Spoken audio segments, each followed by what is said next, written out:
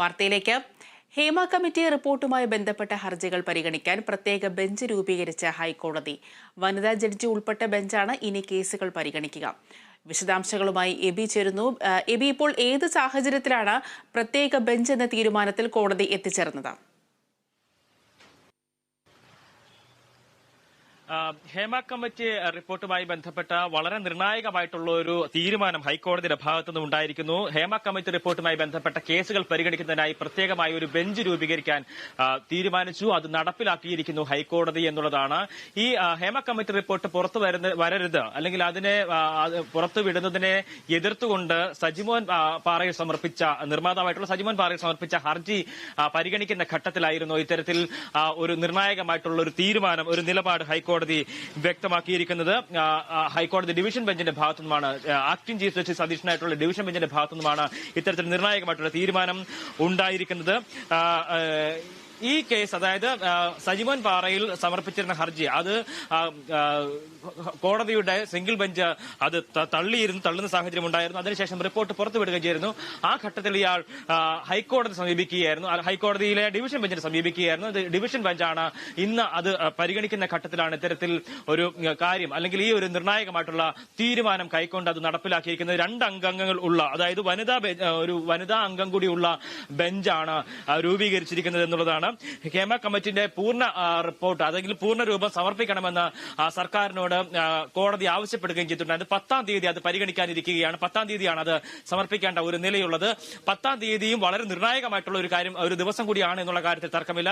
കാരണം കഴിഞ്ഞ 4.5 വർഷക്കാലമായി ഈ റിപ്പോർട്ട് സമർപ്പിക്കപ്പെട്ടിട്ടും ഒരു തരത്തിലുള്ള നടപടികളും ഉണ്ടാവാതിരുന്നു. അതിനുശേഷം വിവരാവകാശ നിയമപ്രകാരം ഈ റിപ്പോർട്ട് പുറത്തു വരുന്നു. അത് റിപ്പോർട്ട് പുറത്തു വരുന്നതിന് മുമ്പ് തന്നെ വലിയ രീതിയിലുള്ള വിവാദങ്ങൾ, അതിനെ ചുറ്റിപ്പറ്റിയുള്ള നിരവധിയായിട്ടുള്ള നിയമ പോരാട്ടങ്ങളൊക്കെ തന്നെ ഉണ്ടാകുന്നു. അതിനുശേഷം ശേഷമാണ് ഈ റിപ്പോർട്ട് പുറത്തു വരുന്നത്. റിപ്പോർട്ട് പുറത്തു വരുന്ന ഘട്ടത്തിൽ പോലും അതിന്റെ ചില ഭാഗങ്ങൾ ഒഴിവാക്കിക്കൊണ്ട്, അതായത് സ്വകാര്യതയെ മാനിച്ചുകൊണ്ട് ചില ഭാഗങ്ങൾ ഒഴിവാക്കണമെന്നുള്ള നിർദ്ദേശമുണ്ടായിരുന്നു. അതും അതിനപ്പുറവും ചില ഭാഗങ്ങൾ ഒഴിവാക്കിക്കൊണ്ടാണ് റിപ്പോർട്ട് പുറത്തു വന്നിരിക്കുന്നത് എന്നുള്ള കാര്യങ്ങളെല്ലാം തന്നെ വലിയ രീതിയിലുള്ള വിവാദങ്ങൾക്കൊക്കെ തന്നെ വഴിവെക്കുന്ന ഒരു സാഹചര്യം കൂടി ഉണ്ടായിരുന്നു. എന്തായാലും ഈ ഒരു ഘട്ടത്തിലാണ് ഇത്തരത്തിൽ ഹൈക്കോടതിയുടെ തന്നെ മേൽനോട്ടം ഇനിയുള്ള നടപടികളിൽ ഉണ്ടാകും എന്നതിനെ കുറിച്ച്, അല്ലെങ്കിൽ അതാണ് ഇതിനെ ഏറ്റവും ഗൗരവമുള്ള ഒരു വിഷയമാക്കി തന്നെ കാണേണ്ടത്. കാരണം കഴിഞ്ഞ ഇത്രയും നാൾ ഇതിനെ വളരെ ലാഘവത്തോടുകൂടി, ഇത് റിപ്പോർട്ട് പുറത്തു വന്നതിന് ശേഷവും വളരെ ലാഘവത്തോടു കൂടിയുള്ള ഒരു സമീപനം തന്നെയാണ് അധികാരികൾ ഉൾപ്പെടെയുള്ളവർ ഈ റിപ്പോർട്ടുമായി ബന്ധപ്പെട്ട് പുലർത്തിക്കൊണ്ട് വന്നിരുന്നത്. പക്ഷേ ഇനി അങ്ങനെയല്ല എന്നുള്ളത് അടിവരയിട്ട് പറയുകയാണ് കോടതി. കാരണം ഇനിയുള്ള നടപടികളിൽ കോടതിയുടെ മേൽനോട്ടം ഉണ്ടാകും. കോടതിക്ക് തന്നെ ഈ റിപ്പോർട്ട് പരിശോധിക്കുന്ന ഘട്ടത്തിൽ കോടതിക്ക് തന്നെ അതിൽ അപാകതകൾ ഉണ്ടെങ്കിൽ അവരെ വിളിച്ചു വരുത്തുകയും അതിലുള്ള അന്വേഷണത്തിൽ ഉത്തരവിടാനുള്ള ഒരു അധികാരം കോടതിക്കുണ്ടാകും. അത് തന്നെയാണ് ഈ പ്രത്യേക ബെഞ്ച് ഈ കേസ് പരിഗണിക്കുക, അല്ലെങ്കിൽ ഈ ഹർജികൾ പരിഗണിക്കുമ്പോഴുള്ള ഒരു അതിലെ ഗൗരവം എന്ന് പറയുന്നതും അതിന്റെ പ്രാധാന്യം എന്ന് പറയുന്നതും അത് തന്നെയാണ്. എന്തായാലും ഇനി നിരവധിയായിട്ടുള്ള ഹർജികൾ ഇതുമായി ബന്ധപ്പെട്ടുണ്ട്. ക്രൈം നന്ദകുമാർ ഉൾപ്പെടെ നൽകിയിട്ടുള്ള ഹർജികളുണ്ട്. ഈ റിപ്പോർട്ടുമായി ബന്ധപ്പെട്ട 4ഓളം ഹർജികളാണ് ഉള്ളത്. അതെല്ലാം തന്നെ ഈ പ്രത്യേക ബെഞ്ചിലായിരിക്കും സ്വീകരിക്കുക. ഒപ്പം തന്നെ ഇനി ഈ സജിമോൻ പാറയിലിന്റെ ഈ ഹർജിയും അതും പരിഗണിക്കപ്പെടുന്നത് ഈ പ്രത്യേക ബെഞ്ചിൽ തന്നെയായിരിക്കും. 10-ാം തീയതി വളരെ നിർണായകമായിട്ടുള്ള ദിവസമാണ്. 10-ാം തീയതി റിപ്പോർട്ടിന്റെ പൂർണ്ണ രൂപം സീൽ വെച്ച കവറിൽ കോടതിയിൽ സമർപ്പിക്കണമെന്നുള്ളതാണ് നിർദ്ദേശം നൽകിയിരിക്കുന്നത്. അതും അന്നേക്ക് വരാനിരിക്കുകയാണ്. അതും ഈ പ്രത്യേക ബെഞ്ചിൽ തന്നെയായിരിക്കും പരിഗണിക്കുക. ഹേമ കമ്മിറ്റി റിപ്പോർട്ടുമായി ബന്ധപ്പെട്ട ഹർജികൾ പരിഗണിക്കാനായി പ്രത്യേക ബെഞ്ച് ഹൈക്കോടതി ഇപ്പോൾ രൂപീകരിച്ചിരിക്കുകയാണ്. വനിതാ ജഡ്ജി ഉൾപ്പെട്ട ബെഞ്ചാണ് ഇനി കേസുകൾ പരിഗണിക്കുക. വിശദാംശങ്ങളാണ് എബി നൽകിയത്.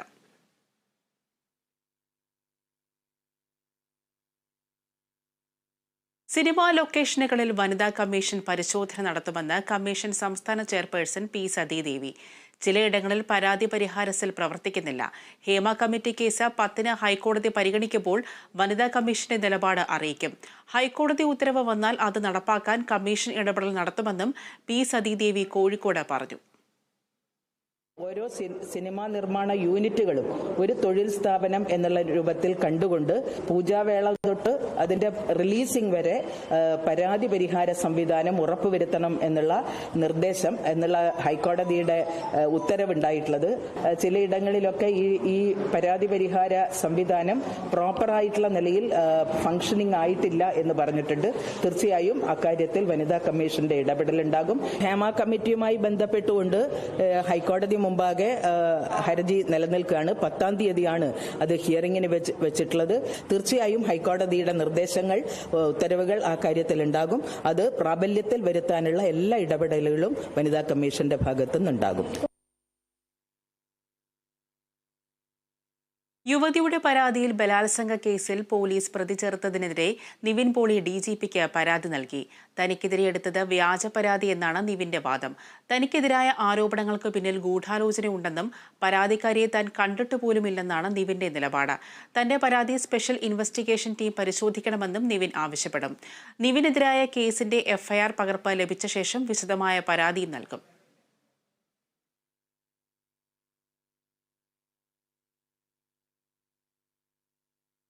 PV അൻവർ MLAയുടെ പരാതി നാളെ ചേരുന്ന CPM സംസ്ഥാന സെക്രട്ടേറിയറ്റിൽ ചർച്ച ചെയ്യാൻ സാധ്യത. അൻവറിന്റെ ആരോപണങ്ങൾ CPM ബ്രാഞ്ച് സമ്മേളനങ്ങളിലും ചർച്ചയാവുകയാണ്. CPMലെ ഒരു വിഭാഗം നേതാക്കൾ നേരത്തെ തന്നെ പൊളിറ്റിക്കൽ സെക്രട്ടറി, ADGP എന്നിവർക്കെതിരെ കടുത്ത വിയോജിപ്പ് അറിയിച്ചിരുന്നു.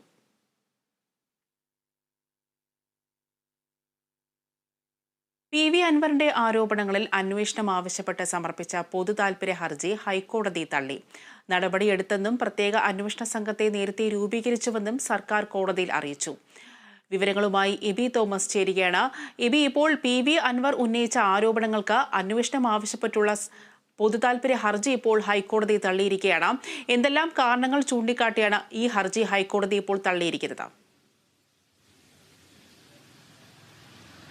PV അൻവർ ഗുരുതരമായിട്ടുള്ള ആരോപണങ്ങളാണ് ഉന്നയിച്ചിരുന്നത്. അതിന്റെ പശ്ചാത്തലത്തിലാണ് ഇത്തരത്തിലൊരു പൊതു താൽപര്യ ഹർജി ജോർജ് വട്ടുകുളം എന്നുള്ള ആളാണ് ഈ പൊതു താൽപര്യ ഹർജി ഹൈക്കോടതിയിൽ സമർപ്പിച്ചിരിക്കുന്നത്. പക്ഷേ ആ പൊതു താൽപര്യ ഹർജി തള്ളിയിരിക്കുന്നു. അതിന് പ്രധാനമായും ഹൈക്കോടതി ചൂണ്ടിക്കാണിച്ചിരിക്കുന്ന അല്ലെങ്കിൽ കാരണങ്ങൾ എന്ന് പറയുന്നത് ഈ ഹർജി അപക്വമാണ് എന്നുള്ള കാര്യം ചൂണ്ടിക്കാണിച്ചുകൊണ്ട് തന്നെയായിരുന്നു ഇത്തരത്തിൽ ഒരു നടപടിയിലേക്ക് ഹൈക്കോടതി എത്തിയിരിക്കുന്നത്. പ്രശസ്തിക്ക് വേണ്ടിയിട്ടാണ് ഇത്തരത്തിലൊരു ഹർജിക്കാരൻ സമർപ്പിച്ചിരിക്കുന്നത് എന്നുള്ളൊരു നിരീക്ഷണം കൂടി ഹൈക്കോടതി, അത്തരത്തിലുള്ള വിമർശനം കൂടി ഹൈക്കോടതിയുടെ ഭാഗത്തു നിന്നും ഉണ്ടായിട്ടുണ്ട്. കാരണം ഇത്തരത്തിലുള്ള ആരോപണങ്ങളെല്ലാം അത് ഗുരുതരമായിട്ടുള്ള ആരോപണങ്ങളാണ്. ആ ആരോപണങ്ങൾ ഗുരുതരമാണെന്ന് കണ്ടതുകൊണ്ട് തന്നെ സർക്കാർ അതിനെ അന്വേഷിക്കുന്നതിന് വേണ്ടി പ്രത്യേകമായിട്ടുള്ള ടീമിനെ നിയോഗിക്കുകയും ചെയ്തിട്ടുണ്ടായിരുന്നു.